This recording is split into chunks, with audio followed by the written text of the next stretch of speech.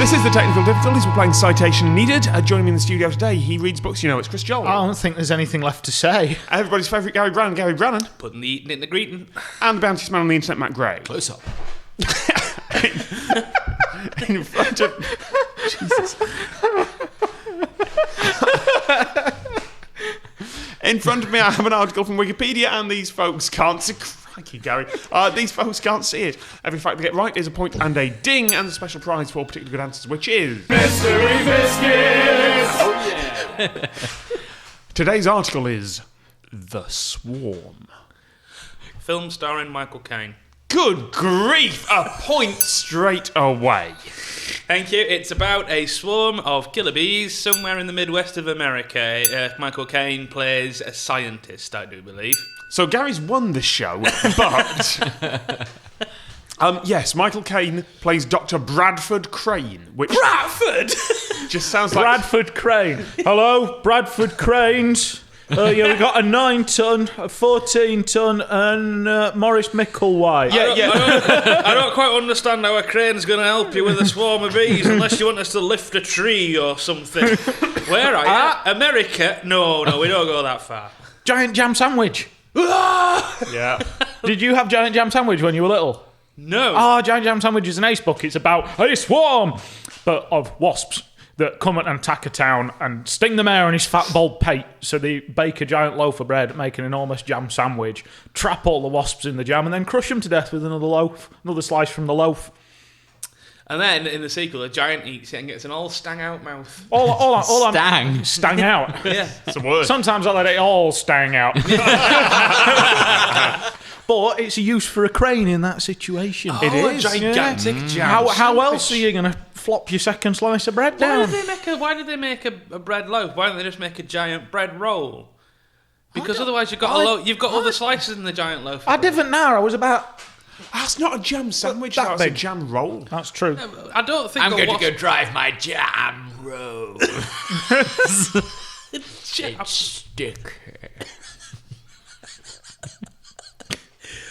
The thing is, if you were to phone up Rolls-Royce and say, I want a Rolls-Royce covered in jam, they'd do it for you if you paid enough. Horrendous bespoke cost, but yes. They'd do it, yeah. They'd probably... Would they use a real jam or a synthetic jam that would last a long time? Because you don't want to bring it in every year to be re-jammed. What I'm thinking is that Rolls would probably create a see-through layer on the outside of the body panel, enabling you to trap some very good, high-quality jam between the body panel and the plastic panel, thereby leaving you with one coating of excellent jam. That strikes me as the Rolls-Royce way. That brings us to the finest of the Rolls-Royces, the Silver Shred. Silver Shred is a lemon jam. Oh, I've never heard of And that. a silver ghost is a car. That is the most obscure gag we've ever done. I got it. it. It I just liked took me a it. few seconds. I didn't get either part of it. The Swarm, gentlemen. Yes, it's a Michael Caine film. It's from his It's a Living stage of his career. I could not put it better myself. There's some great lines in it, as I remember. You've got Michael Caine. If you don't get those doors closed, this scientific institution is going to be full of bees. That sounds like a film I want to watch. It's amazing. You just waited for Michael Caine to say the word bees. He has been stung to death by bees. And also Slim Pickens. Really? Yeah. Brilliant. Awesome. Playing a redneck rather than a cowboy. Well, this time. I'm glad he extended his range. He wasn't typecast, was he? Yeah, you could play Appalachia or the West. Yeah. Ooh, damn, man. Quadrille. Them's some chops. Oh, he takes off his big 10-gallon hat. And it's full. Does the phrase covered in bees come into that film? Yeah, it will do, because people do get covered in bees and then stung to death by bees. By Stang. clever bees that can work their way in through like air conditioning units and stuff. Clever girl. Yeah, clever girl. There's some lovely plot points in here. Dr. Krim self-injects an experimental bee venom antidote. The trial proves fatal. He kills himself, yes. Because he goes, I've injected myself with the antidote, and then runs into some bees. Dr. Andrews is convinced that his nuclear power plant, can That's withstand the it. attacks of the bees. At that moment, the alarm sounds and the bees invade the plant. Yes, I'm sorry, I thought it was scientific based. You're right, it's a nuclear power plant. They're worried that the bees are going to get into the power plant and cause it to explode. They do. They Spoilers, they do. Because I think Michael Caine's like, the only way to work them out is to work them out in a nuclear explosion. And everyone kind of looks around and but we're in a nuclear power station kind of face. That's not actually how they defeat the swarm in the end. Oh. Seawater. Oh, no, that's Triffids. Oh, you're nearly there. Oh, God. They lure them out to sea. How do the giant Jam sandwich. On a boat. on an aircraft carrier? Because the alarm system was what attracted them in the first place. The alarm went off in the power plant. The bees were attracted to alarms, apparently. Also, less didgeridoos. I was going to say, less bee, more didgeridoo there. Oh, yeah. I always get the two Didgeridoo confused. full of bees. Sorry, Just a swarm of didgeridoos. Did you say you get the two confused? Because that's going to be painful. It's sort of... There is some other history to this film. It was released originally at to just shy of 2 hours. There's an extra 40 minutes of footage added for release in the 1980s. What format? 3D. No, it was released for home distribution in the 1980s. Laserdisc. Laserdisc. Oh, Laserdisc of bees. Tell me that was the first Michael Caine film out on any kind of home video for me. Get Carter, Icarus File, never mind that, bees. But it's great, at that stage of disaster films where, you've done earthquakes, you've done infernos, you've done ships being turned upside down by tsunamis.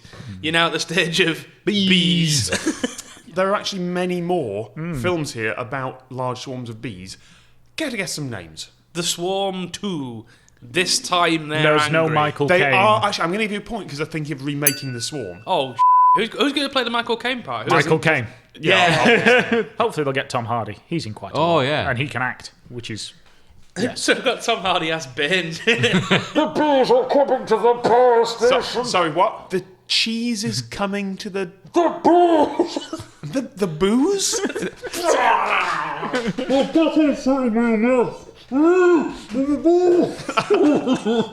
What I really wanted in that film was from to take the mask off Bane, and he still talks the same without it on. So they pull the swarm out to sea. What do they do to it? Because it's quite hard to kill a swarm of bees. They don't nuke it. Flamethrowers. Close. Raid. They just spray it with insect repellent. You're closer. Oh, do they fire missiles at it? They douse the water with oil and set the swarm ablaze. Why Because don't the bees can't go upwards. Looks like bees could go a bit higher. It's not as if the heat would make them rise. Do they pop like popcorn? This bee is done. Tasty bees. Clouds of bee popcorn. Honey flavoured popcorn. Yeah, taste of honey. The final point of the film then Dum, dum, dum. is Michael Caine wondering about whether they've finally succeeded, whether it's a permanent victory. And he decides that if we use our... I can't do a Michael Caine impression. So I'm going to put this on Gary. If we use our time wisely, the world might just survive. If we use our time wisely, the world might just survive. You don't need to see the movie now. That's Yeah, it. that's it. You've done it. At which point he's got to look over a hill, and then hopefully I can't remember single a single bee. Camera crash zooms on it, ba-da-da! And then the end. Question mark.